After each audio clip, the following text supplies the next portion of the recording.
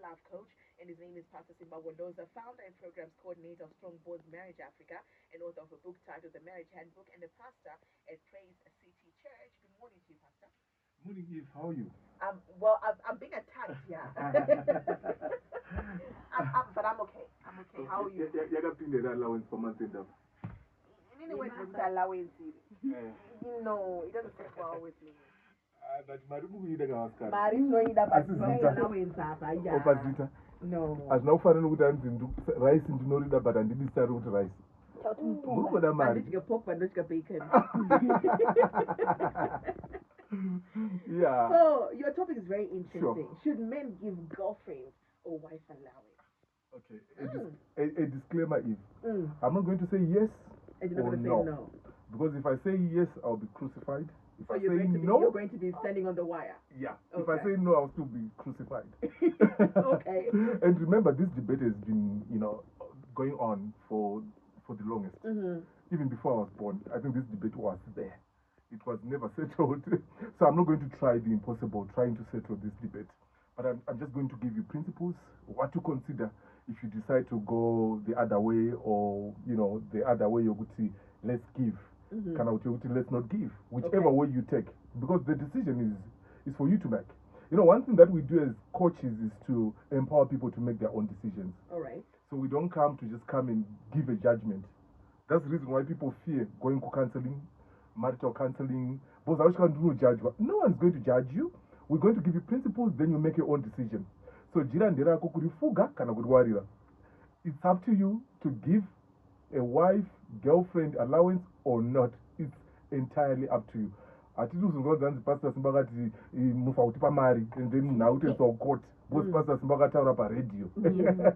No, I'm just going to give you principles. If you decide to give, please look at this. If you decide not to give, please consider this.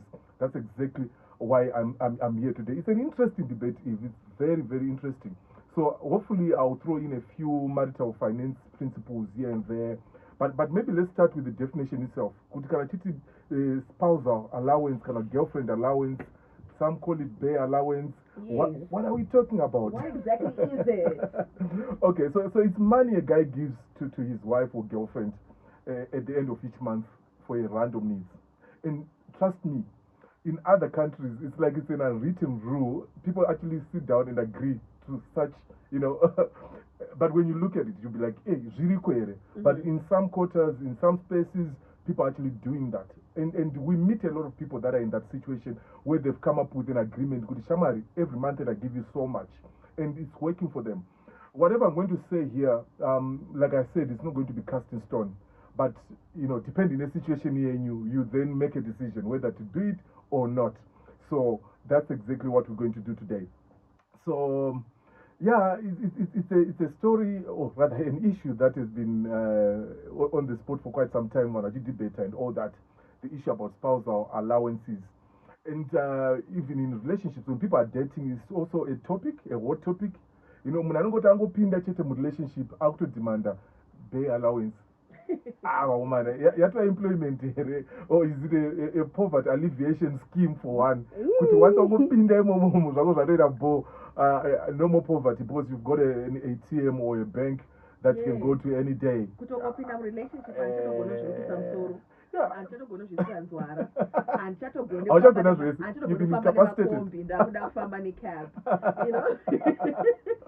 Yeah, but when you do that now, if the relationship becomes transactional, and relationships must not be like that. The moment they become transactional, it becomes like a business arrangement. It's a problem. Yeah, but it must be love, pure love. You're good to, in love, you give 100%. You don't trade. You don't give something so that you get something back. You just do your best. You want your person, kutafare and all that. But if it then becomes transactional, so you must also give me something back. Then we have an issue. I think that's why most relationships are not thriving. It's because when I do something at a transactional level, my expectation from that person, and they may not be able to provide all that I'm expecting from them. The Bible says in Luke chapter 12 verse 48, it says that to whom much is given, much is what expected. And from you. So if you're going to cry out for this allowance and you're going to negotiate, get a big amount, I'm telling you, the other person, the other party is going to demand a lot from you. So the question is, are you able to then supply? Because you are coming out as a supplier, and the guy is coming out as a consumer. So if they're going to give you so much, are you able then to do everything that they will request from you? So I'm just saying this so that, especially as single people, we have to be very careful. Some of these demands that we place on our boyfriends, they come in with all those consequences. Good, okay, it might be just a simple phone, the latest iPhone or whatever, but do you know that behind that, someone is actually expecting a lot of things to come along with that? But of course, like I said, it differs with situations. There are some people that give from a pure heart, but there are some that give expecting mission. I don't know that there are people that do that. And are you able to meet their demands at the end of the day? So it's very important for you to consider that before you demand or before you make it look like you are entitled to that allowance or that support from your boyfriend. Do you understand the other side of things? Okay, munhu anozorambika here because of that I've invested. After all, I've invested in you. Yes, and now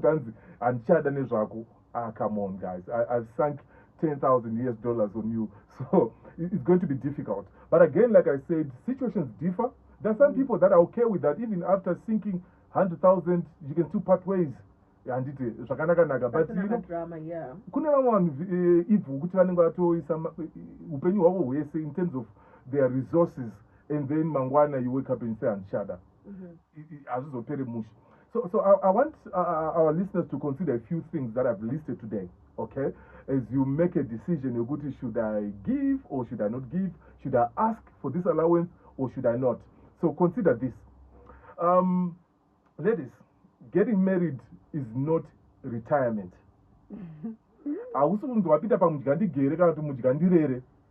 Okay, now that I'm in a relationship, now that I'm married, I've arrived, so everything stops. I'm not going to work anymore because my man is going to take care of me. And of course, biblically, we know that Adam was there to provide. And we know that the number one role is to provide. But I think it's important for us to balance it up with Proverbs 31. So don't just quote Genesis chapter 2, but also bring Proverbs 31, and let's talk about the Proverbs 31 woman. Are we okay with that? If it's Adam is a provider. Adam is I think that's where we focus mostly on, which is the man just has to be the provider. We don't even look at the Proverbs woman. Okay, what's expected of me now that you are providing? Exactly.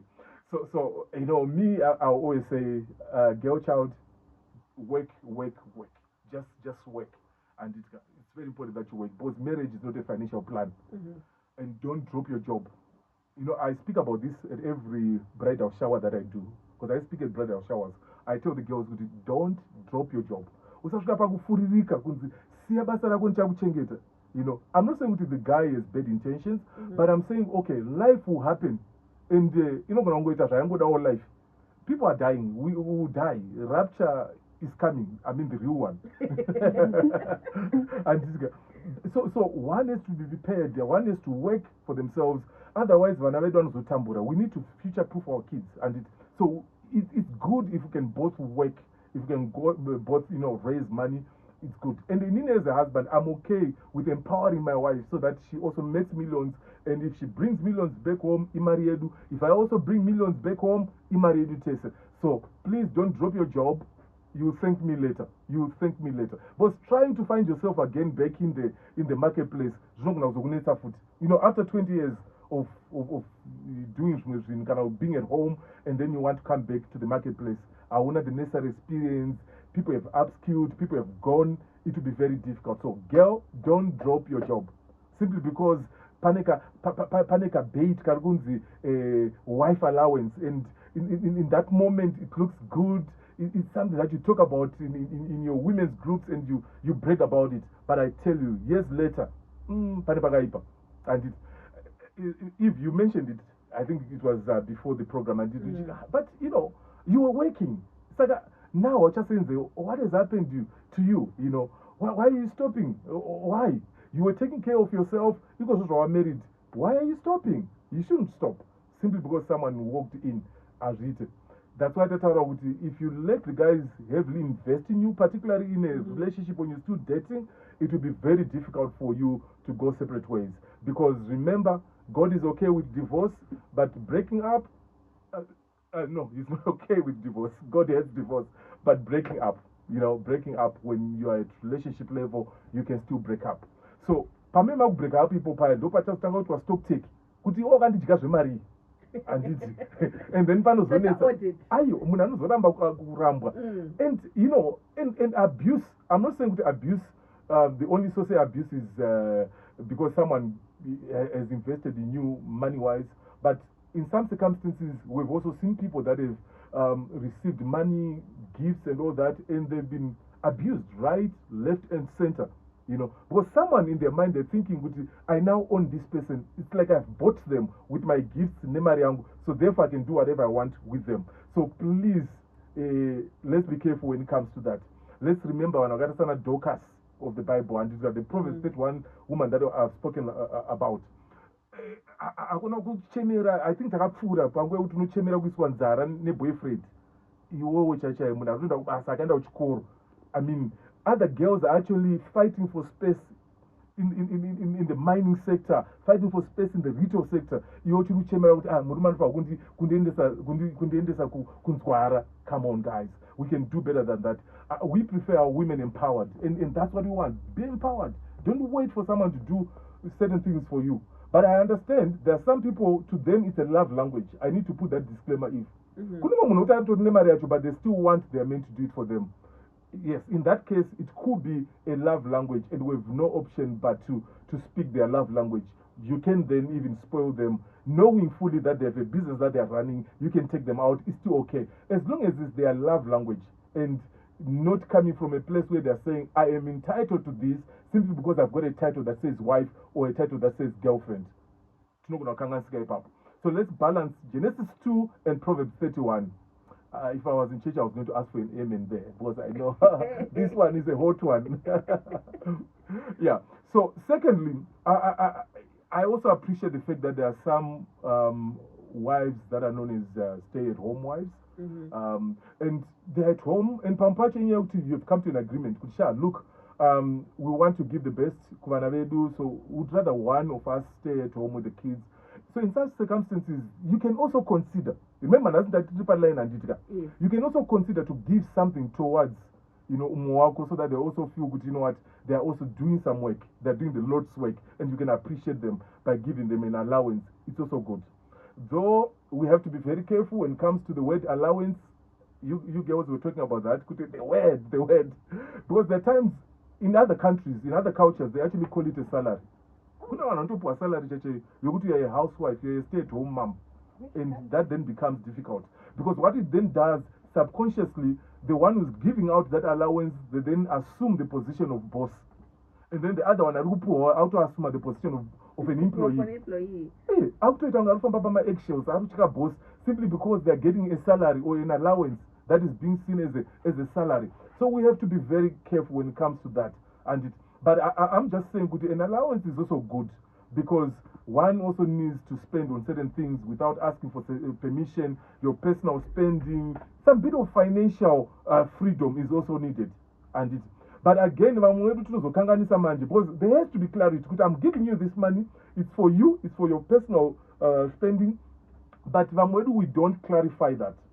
Unoona mari yakutorwa ndiyo yakutotengeswa futi grocery, ndamupa munhu 1000 asi, and then mangwana ndakakwari ndoti atina uvumba munomu, ndikuziva kuti ane mari, and it's not fair. And kana wandipa kuti ndeyangu, it's for my personal spending, let it be so, let it be separated from the family budget. And so there has to be clarity. Kwete kuita zindakupa zindakutorera, kune vanhu vanovhura hombe kudzoka, unobatiswa 2000 so wandapiwa mari, but inogona kuzotorwa nerweseri futi pangu yati marequest, patwa zvakati mari yaenda futi. And then when you sit down now na council makunzi ndinomupa mari uyu, and then the person will be like, yes, ndinopuwa, but mari yacho ndinozotenga grocery. So there has to be clarity kuti shama, this is your money, don't spend it on the kids, spend it on you. If you want to go to the spa, if you want to go for a manicure, pedicure, all the cures, just go. It's your personal money. I think it's a good idea if you do that, and it is zvakanaka. it's important. And I also want us to take note of the fact that even chorokasapuwa marriage ndedu andika all things equal kana tisina problems, even if I don't get the money andifa kusvika pakutsamwa kuti handisi kupiwa allowance kana handisi kupiwawo mari semunhu ari kugara pamba nevana, mari yacho yagara ndeyedu, yaanayo ndeyedu, yake ndeyedu. I said all things equal if it's a proper marriage because pane mamwe marriage yokutoti hakuna izvozvozvo, but we believe kuti you know in marriage the language, if it's a covenant marriage, the language is it's our money, our house, our children, our cars, and please don't make it look like an obligation. Whatever name you give it, don't call it or don't make it look like an entitlement, an obligation. Then you know, there are some people that then get to the extent of demanding it, and that will also affect the relationship. The quality of the relationship will be affected immensely. So it's important for us to remove entitlement, neka obligation. So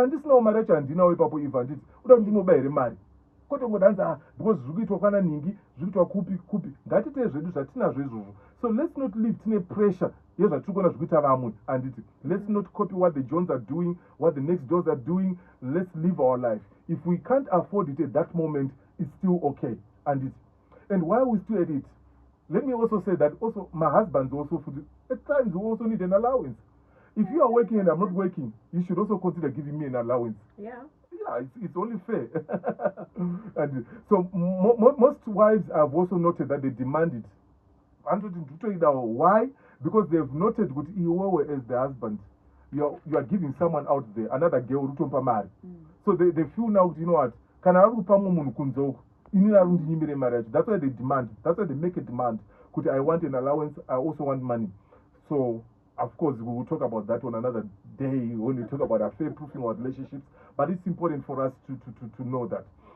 I also want to stress this statement, if it's a love language, you might need to consider giving something. You know, there are some people who are like that. It's their love language. Let me just end with this scripture. It says that, but if anyone does not provide for his relatives, and especially for members of his household, he has denied the faith and is worse than an unbeliever. That's 1 Timothy 5:8. Whatever the case, guys, let's provide. We are the primary providers of the family. Let's provide anyhow. That's what the Bible teaches us. Let's provide. Any opportunity that requires you to stand up as a man and provide, let's do that. Why not? Time is not on our side.